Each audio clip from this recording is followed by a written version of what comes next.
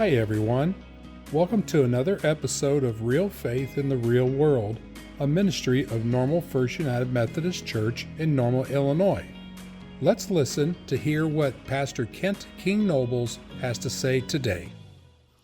So I wanted to focus today on Ephesians 4, and in my mind, I think what really was going on in Ephesians 4 is Paul is trying to encourage a young church and trying to teach them how to be a community together, how to be the body of Christ together.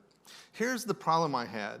As I was thinking about, preaching this, I thought, they've already heard me talk about how to build community. They've heard all kind of sermons, and is it doing any good? Is it anything like making a difference?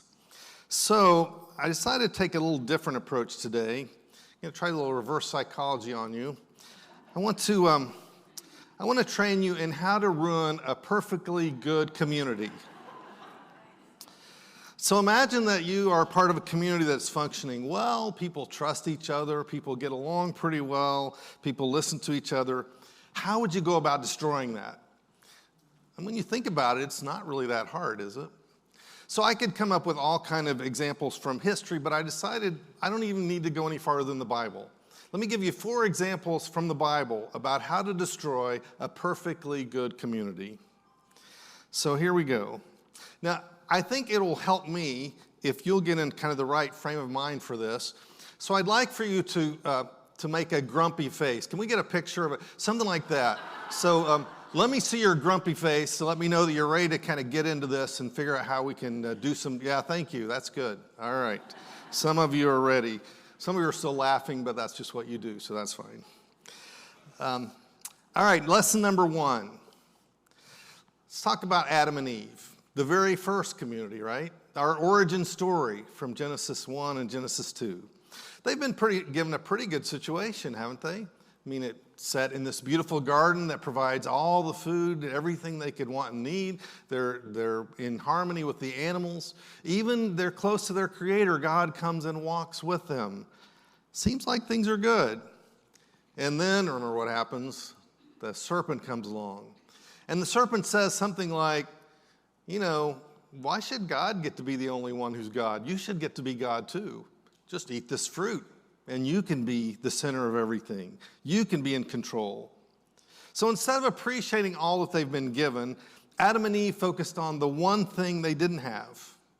So this is an important step if you want to destroy a community. Stop thinking about what you have and what you have been given, or what's good for everyone else, and focus on your own preferences and what you want. Ask yourself, now why didn't they consult me about that? Ask yourself questions like, why am I not getting my way? Why does that person have something I don't have? Or are they being seen as better than me? Or why aren't things the way they used to be? These are all good questions. A community, you see, can only function when people recognize they are part of something larger than themselves. So if you want to ruin it, make yourself the center. The serpent tells Adam and Eve that they can be the center. They can be like God.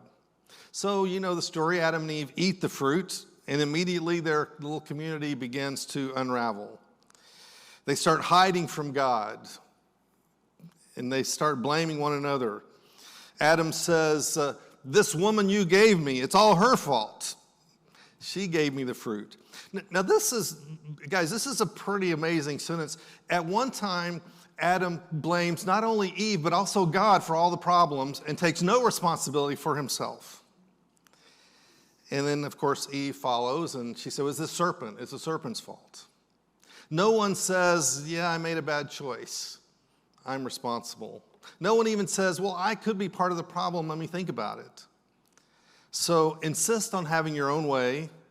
Focus on what you want and what you lack. And then when something goes wrong, make certain it's somebody else's fault and not yours.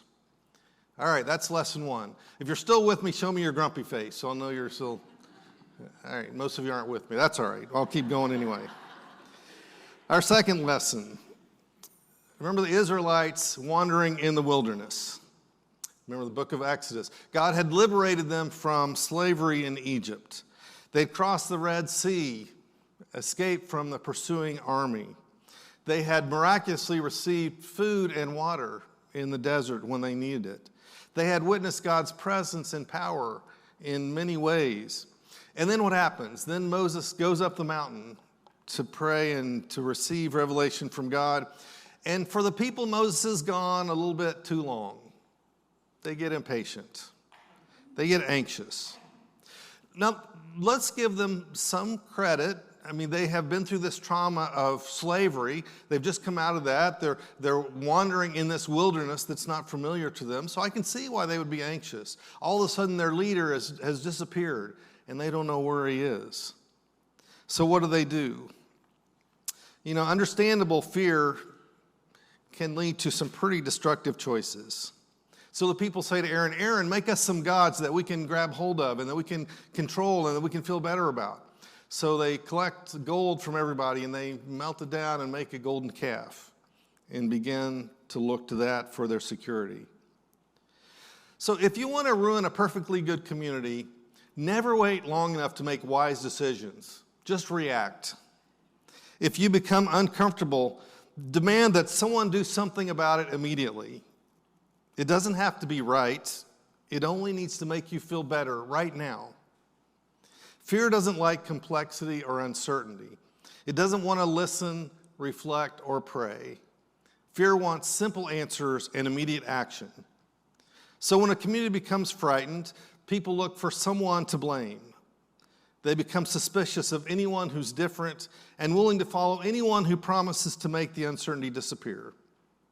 So if you want to deepen divisions, keep everyone frightened. Tell people their neighbors are their enemies. Convince them that anyone who disagrees is dangerous and must be dismissed or purged. Everything they value is about to be taken away. And don't encourage them to talk with anyone outside of their group. They might discover that those people are human like them. All right, so lesson number 2. Allow fear and impatience to make your decisions. Frightened communities often sacrifice tomorrow's relationships for today's feeling of security. When fear controls us, we forget that we are members of one another. Lesson 3. Our third lesson comes from the church in Acts. The first Christians, we were told, were of one heart and one soul. Remember the story of Pentecost? I mean, the disciples and the followers of Jesus are all there. They're all scared, and the Holy Spirit comes. And then this amazing transformation happens. It's a miracle. And they began to live together in unity. They're of one mind, one purpose. They're spreading the good news. Everyone's needs are being met. People are finding meaning and purpose. And then we read the story about Ananias and Sapphira. Do you remember the story? The story used to scare me. Ananias and Sapphira, what did they do wrong? Well, what we're told is they sold some property, and they said they gave all of the proceeds of that to the community to meet the community's needs, but they didn't really give all of it. They held some back. All right, so let's not mistake what they did wrong here. The problem is not that they didn't give everything. I mean, it was their property. They had a right to sell it or not sell it. They had a right to keep what they wanted or give what they wanted. That's not the problem. The problem is their dishonesty. The problem is they're coming to the community acting like they're giving everything. They wanted the reputation for radical generosity without actually the radical generosity part. So this is another good way to ruin a perfectly good community. Concentrate on your image instead of your integrity. Say what people want to hear. Make promises you have no intention of keeping. Hide any information that might make you look bad. Never admit that you're struggling. Never admit that you're wrong. Never let people see you behind the mask. This dramatic story makes a serious point. Dishonesty can be deadly to a community. Lack of being authentic in who we are can destroy a community. The early Christian community was built on trust.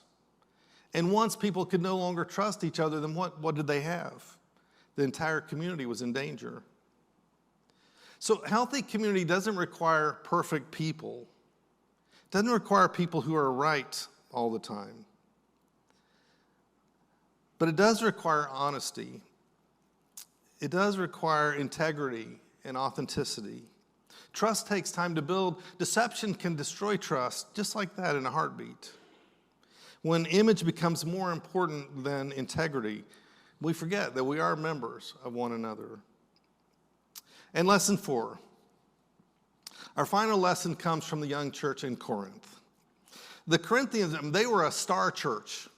You know, they had people that had spiritual gifts that Paul was excited about. They had talented leaders. They had passionate members. They had great potential.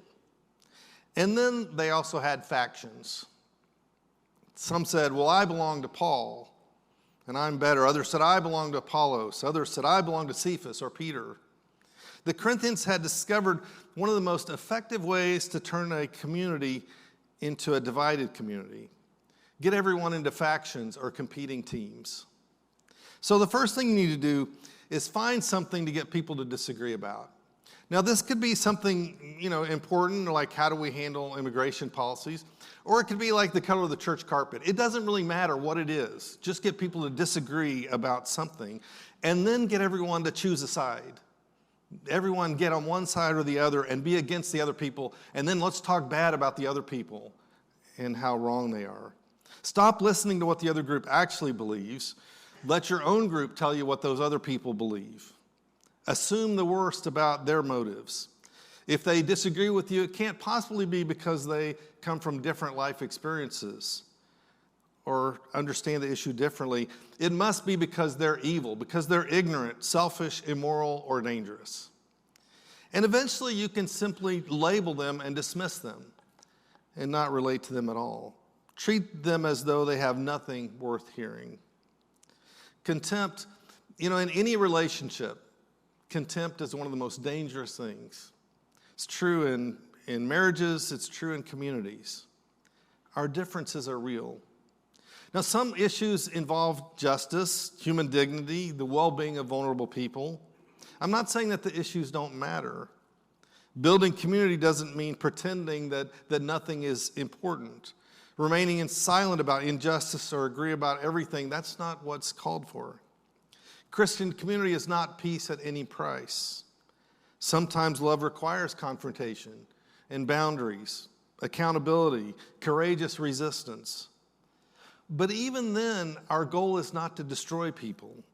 It's to protect human dignity and seek what leads to life. There's a difference between challenging someone's position and denying someone's humanity. There's a difference between speaking truth and using truth as a weapon. There's a difference between working for change and learning to hate the people that we hope will change. So if you want to ruin a perfectly good community, turn every disagreement into a battle and every opponent into an enemy. Once we stop seeing people as human beings, then almost any cruelty is possible. When differences become divisions, we forget that we are members of one another. So that concludes our training seminar. 4 ways to ruin a perfectly good community.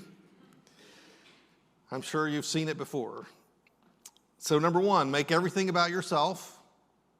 Number 2, let fear and impatience control you. Number 3, protect your image instead of practicing honesty. And turn every difference into a division. Now, unfortunately, the Apostle Paul seems determined to undo everything we have learned. In Ephesians, Paul writes, we are members of one another. Think about that sentence for a minute. What does that mean for you? We are members of one another. Paul doesn't merely say that we attend the same church, belong to the same organization, or worship in the same building. Paul says we are members of one another. My well-being is connected to yours. What harms you affects me.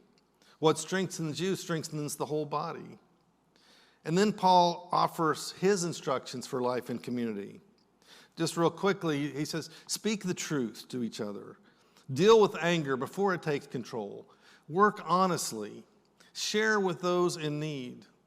Do not use words that tear people down. Use words that give grace to those who hear. Put away bitterness, wrath, slander, and malice. Be kind. Be compassionate. Forgive one another. These practices, don't receive so much attention. Kindness rarely makes the news. Patient listening doesn't usually go viral. No one becomes famous for the post they decided not to put on when they were angry. But these are the daily choices that create community. These are the roots that hold a community upright when the storms come. Every day through our words and actions, we are either building trust or we are weakening trust. We're drawing people together or we're pushing people apart. We're giving grace or we are adding to the anger that's already too high out there.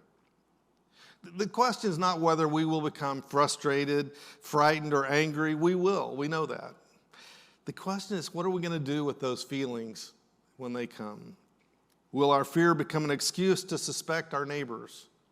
Will our anger become permission to wound someone? Will our convictions become a reason to stop listening? Will our pride keep us from admitting that we could be wrong? Or will we remember that we are members of one another, all of us created in the image of God? We need community. We need people who will rejoice with us when life is good and sit beside us when life falls apart. We need people who will tell us the truth when we've lost our way and extend grace when we fall. We need people whose experience differ from our own, who can help us see what we could never see by ourselves. Our nation needs communities where people can disagree without cruelty, speak honestly without contempt, and work passionately without surrendering love. Our world needs churches that demonstrate another way to live. So before we speak, post, accuse, withdraw, or choose sides, perhaps we should ask, will what I'm about to do build up community or tear down community? It is surprisingly easy to ruin a perfectly good community. It doesn't take that much. Building up a strong community is harder. It does require humility and courage, truth, patience, forgiveness, and above all, love. These are the roots that help a community survive the storms. This is the work that God has given us to do. So may our words give grace to those who hear us.